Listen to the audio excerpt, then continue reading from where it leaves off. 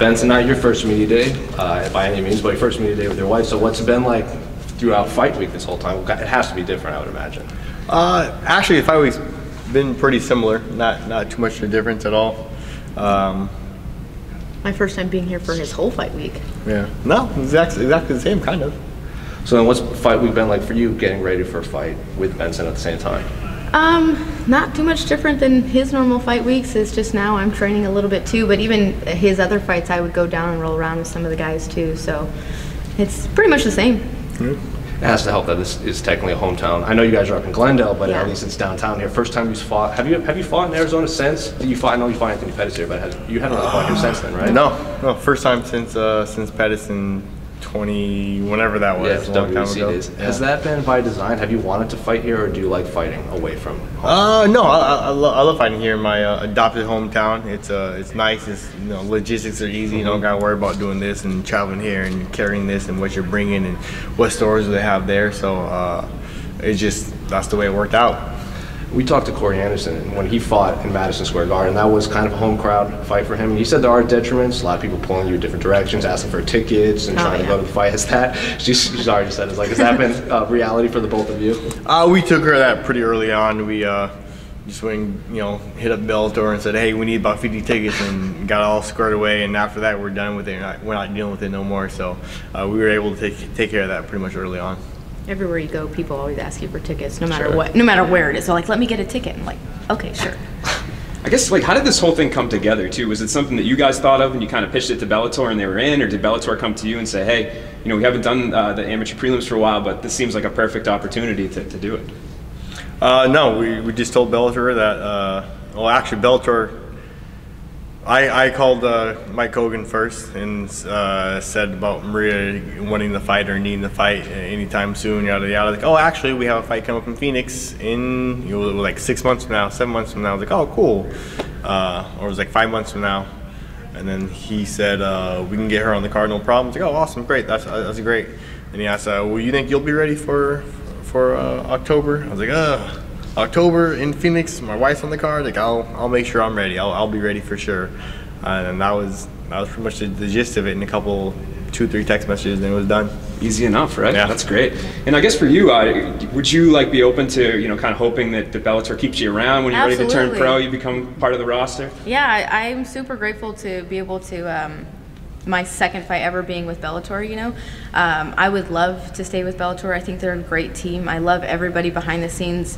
Like we've been saying, Bellator's more really family oriented, and they are really respectful of their fighters. They actually respect their fighters, so that's really nice. I love Bellator. I would love it when I went pro, if they wanted to sign me, that'd be really awesome. Hint, hint. I'm just kidding. But I'm just grateful to be here. I'm grateful to be working with Bellator personally.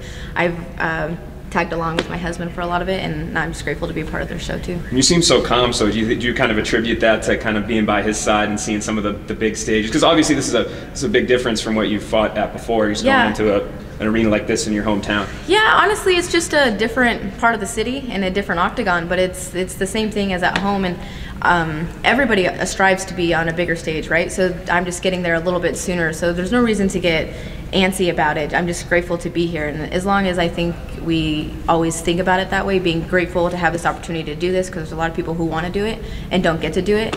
I'm just appreciative to be here, and I've been wanting to do this for a really long time, so I'm excited to actually get to do it now.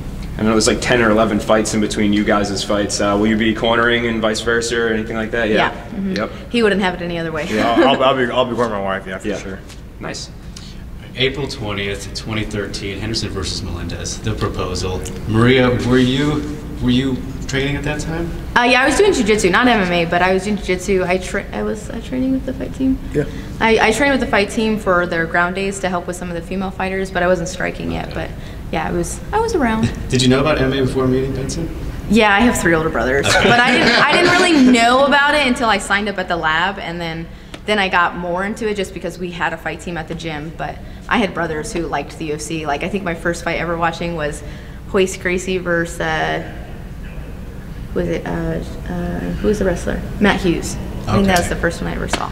Good one there. Just mentioning that date and the Melendez fight. Could you guys ever imagine a situation where maybe we get a Melendez rematch and the Kerry Melendez fight on the same night? That would be funny. I think Bellator would like funny. that. And for you again, Maria, like, is the preparation felt different for this fight going into it? No, not really. Just a little bit different for stance-wise. We don't really know much about the girl, but we didn't know anything about my last girl, but it's basically the same thing. My husband's in there training all the time, and so really it's just training like normal, just a little bit more intense. Is it difficult to balance motherhood and MMA? Motherhood's difficult in general. Right. I think time management is really hard when being a mom. We have 4 little kids, and so there's really no rest in between, where a lot of fighters maybe have 1 kid, maybe 2. Bader actually has 3, but as a mom, your kids are always all over you. They're like, oh God, Mom, kicking you in your face. You got cauliflower and they're slapping you with their water cups, and you're like, oh God, I love you so much.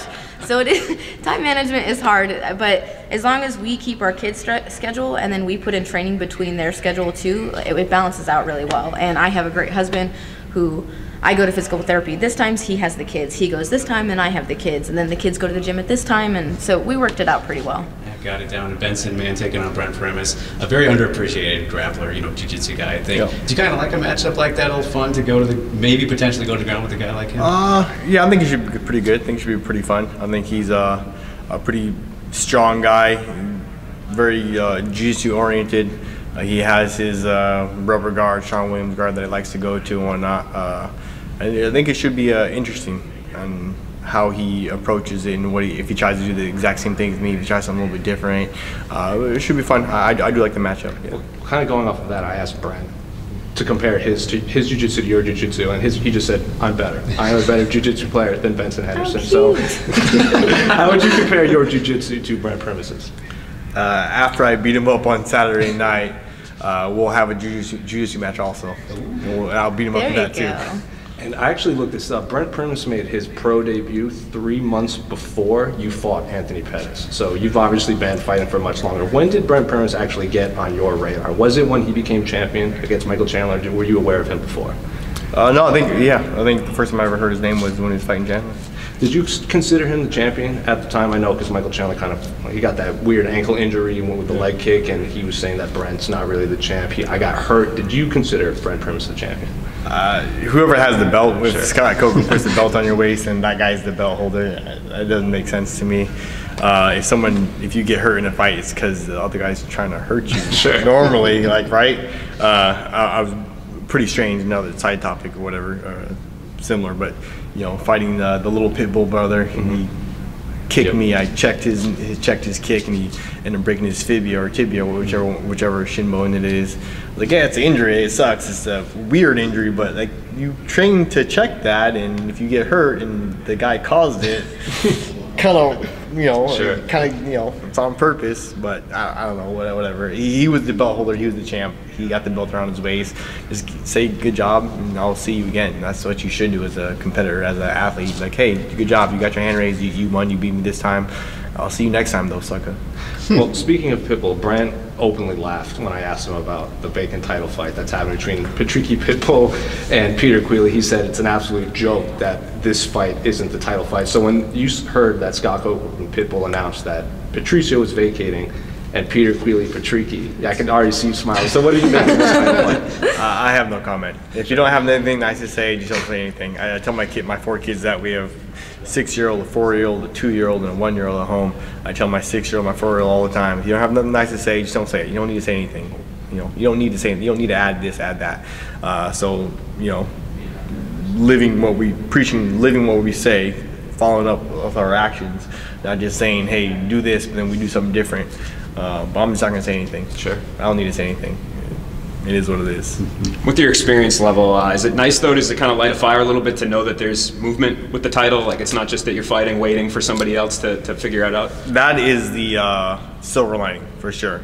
That we're not going to sit around and wait for the little Pitbull brother to be ready and wait for this and wait for that, wait for this. Let's get the belt out there and somebody defending the belt. I am all for that. After I win the belt, I'm going to be open to defending it right away. Good. I just have one more question for Benson. A lot has been made about like greatest lightweight of all time in recent months, but outside of I'm not going to ask you who you think is the greatest, but how do you quantify greatness? Is it the lack of losses? Is it title defenses? Is it longevity on top of a division? So how would you, Benson Henderson, quantify that? Well, that's a good question, I think. For me, the greatest lightweight fighter of all time was going to be BJ Penn. And I think for me, a big part of that is going to be longevity. Look at the greatest boxers of all time. Who's the greatest boxer? Every single person is going to say Julio Cesar Chavez or Sugar Ray Robinson. Neither one of them was. Chavez was undefeated, right? Up to a certain. He had like 90-something straight wins before his loss. Before his loss, yeah. But it was longevity. But you still lose. You know, so losses aren't. And the Sugar Ray Robinson had like 15 losses or 20 losses like that, but he was like 90 and whatever it was, you know. So to me, it's not being undefeated. That's kind of a cop out. But you should take a loss and then show the champion you are. You should come back and then go on another 15-fight win streak or whatever the case may be, you know. So for me, a lot of it is going to be longevity and bouncing back from adversity, coming back from a loss and going on another 15-fight win streak or winning another belt or whatever the case may be. And who you're fighting. And obviously, I think John Jones is up there, one of the greatest fighters of all time. Demetrius Johnson, G is up there for one of the greatest fighters of all time. But sadly, not GJ's fault, but he didn't have the greatest opponents to fight. He didn't have the great big names to fight like John Jones did. John Jones had how many former champions that he fought and he put away. Not, GJ's fault, but he didn't have those like former champions to beat. He beat everybody and he finished them all. Exciting, with style. Like, I love DJ. He finished everybody. He was going after finishes in the 5th round, knowing he won. Could have just walked away with it. Couldn't just skated and coasted by. But he went hard for that W. Went hard for the finish. So I love DJ for that. But he doesn't have like big former champion, big names to fight off against. So that's another big one is who you fight. For me, the greatest lightweight fighter of all time would be BJ, hands down. But that's my own personal opinion. Who cares what I think? Appreciate you. Yep. Thanks, guys. Thank you, guys. Good luck on Saturday. Thank you, guys. That was great. Oh, hey, you made it to the end. Thanks for watching. Really appreciate it. If you like this video and want to see more like it, give it a like and maybe subscribe if you haven't already. Until then, we'll see you next time.